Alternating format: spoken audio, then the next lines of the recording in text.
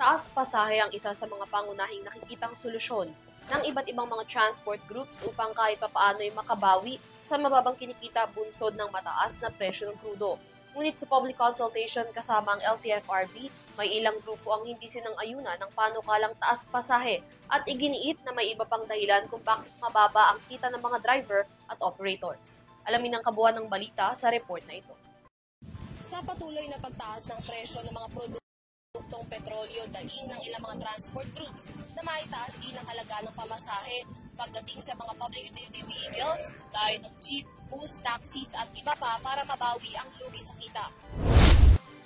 6 na fare increase petitions mula sa iba't ibang transport groups at organization ang dininig ng LTFRB sa pangunguna ni Chairperson Attorney Vigor Mendoza, kabilang na ang Transportation Network Vehicle Services o TNVS, airport taxis, point-to-point buses, public utility buses at public utility jeepneys na iniinda ang laki raw ng nawawala sa kanilang kita bunsod ng mataas na halaga ng krudo. Ang TNVS sector humihiling ng 20 pesos hanggang 30 pesos na taas pasahe para sa kanilang flag down rate.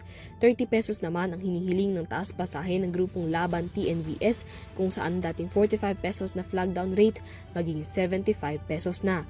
2022 pa rin daw ang petisyon ng mga grupo ng airport taxi para sa panukalang madoble ang base fare mula 75 pesos magiging 150 pesos. Saklaw na ng petisyon na itaas sa 10 piso ang dagdag sa susunod na 300 metro bukod pa sa pagtaas sa 10 piso ng additional charge para sa heavy baggage, waiting at traffic fees. Para sa point-to-point buses naman, panukala ng mga ito ang dagdag na 30% sa kasalukuyan nitong regular fare. 2 piso naman ang panukalang taas pasahe ng mga nasa sektor ng PUBs. Samantala, 5 transport groups naman ang dumalo sa public consultation kung saan humihiling ang mga ito na gawing 15 pesos ang 13 pesos na base fare sa traditional jeepneys habang itaas naman sa 17 pesos ang kasalukuyang 15 pesos na base fare sa modernized jeepneys. Ayon sa grupong Piston, 700 piso kada araw ang nalulugi sa mga driver bunsod ng mataas na halaga ng petrolyo. Katumbas ito ng 22,500 na lugi kada buwan, bukod pa sa nababawas na kita bunsod ng ipinapataw na buwis sa petrolyo.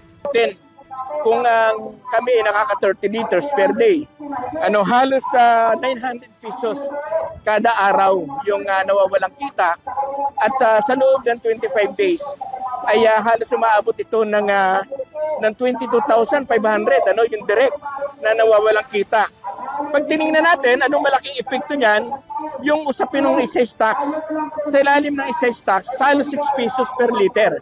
Yung buwis na binabayad natin at sabat ay almost 7 pesos per karapatan yan Karapatan ng mga driver at operator ang magkaroon ng sapat na kita para magtuloy-tuloy doon sa pinanserbisyo. Pero mas malaki yung panawagan natin, tanggalin yung VAT at saka yung excise sa langis para hindi lamang yung isang sektor yung makinabang, kundi makinabang. Sa public consultation ng LTFRB kasama ang mga nasa sektor ng transportasyon, hati ang naging pananaw ng ilang mga transport groups sa kung dapat at kailangan na nga bang itaas ang halaga ng pamasahe.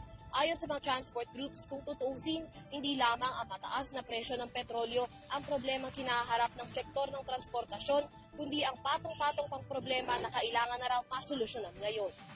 Naging reklamo rin ng iba pa mga grupo at kooperatiba ang cutting trips at mga rutang nasasakop na ng ibang mga bumabiyaheng sasakyan kung kaya't nawawala raw ang mga dapat nilang pasahero at apektado rin ang kanilang kinikita sa bawat biyahe. Bukod dito, tinalakay din ang issue ng fuel subsidy, service contractor program, mataas na charges at fees, mga kolorong na sasakyan at iba pa. Sa parte ng LTFRB, nangako si Mendoza na ikokonsidera ang lahat ng mga natalakay sa public consultation na gagamitin ng ahensya para sa maging rekomendasyon patungkol sa panukalang taas pasahe. Ani Mendoza, kailangang parehong maisaalang-alang ang posisyon ng mga transport groups at mga mananakay pagdating sa usapin ng pagtaas ng pamasahe sa mga pampublikong sasakyan. Pero sa ilang mga alternative proposal, all of government votes will be to exhaust all needs para sa ganun, sa batong, hindi natin kailangan ay hindi naman talagang alam ating mga transport computers at drivers. Kasi ayaw naman natin na mag-sacrifice ang road safety. Baka naman sa kakulangan ng kita, pati yung kanilang bilog, yan, magkaroon ng issue Tatapusin lamang ng LTFRB ang iba pang public consultation sa iba mga rehiyon at inaasahang magsusumite ng rekomendasyon sa Department of Transportation sa Lunes, November 17. Para sa EuroTV News, Mia Layagin, sumasaludo sa bawat Pilipino.